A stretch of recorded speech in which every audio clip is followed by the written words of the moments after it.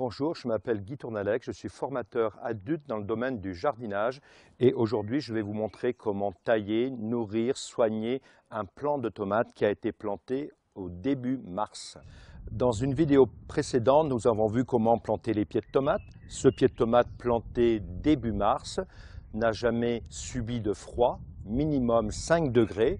Maintenant, nous allons voir, nous l'avons taillé bien sûr, nous allons voir comment continuer à le tailler. Première opération, il faut supprimer les gourmands. Les gourmands sont les pousses qui démarrent juste à l'aisselle des feuilles. Il ne faut pas les garder parce que le but n'est pas de produire des feuilles mais bien des fruits. Sur ce pied de tomate, il y a déjà des grappes de fruits, une grappe, deux grappes et encore des grappes plus haut. Normalement, on laisse 2 à 3 grappes de fruits et on coupe la tête du pied de tomate pour échelonner les récoltes. En général, on enlève les feuilles du bas sur un pied de tomate pour limiter les risques de maladie, mais il faut quand même garder une feuille en dessous la grappe de fruits et une feuille au-dessus de la grappe de fruits pour une bonne circulation de la nourriture. Avant d'utiliser vos outils de taille, bien sûr, pensez à les désinfecter à l'alcool pour ne pas contaminer, ne pas transporter des maladies d'une plante à l'autre. Pour échelonner les récoltes, on ne va pas laisser plus de 2-3 bouquets de fleurs. En même temps, en production, nous allons couper la tête pour que toute la nourriture serve à nourrir les fruits choisis. Et pour cela, je vais faire une coupe bien nette au-dessus d'une feuille où il y a une nouvelle pousse qui va démarrer.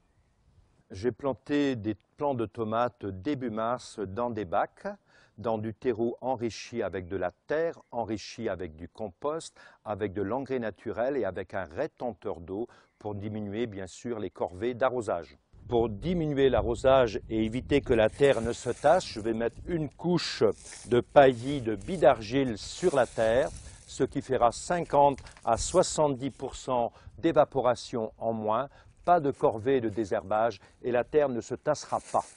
Ça peut augmenter, multiplier par 4 la vie biologique du sol, donc augmenter les micro-organismes qui vont travailler le sol à notre place.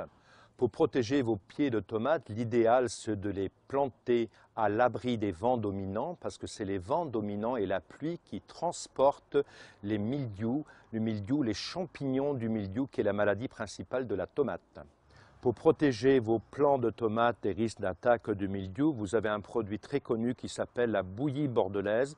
Il faut bien sûr respecter les doses indiquées et bien lire les phases de risque et de prudence parce que malgré que ce soit un produit utilisable en agriculture et en jardinage biologique, il y a tout de même des phases de risque et de prudence, bien lire le mode d'emploi.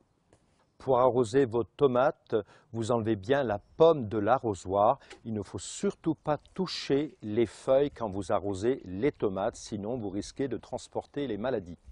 Vous savez maintenant comment soigner vos tomates, les tailler, les arroser. À vous de jouer et retrouvez-moi dans une autre vidéo sur les melons, aubergines, poivrons, courgettes.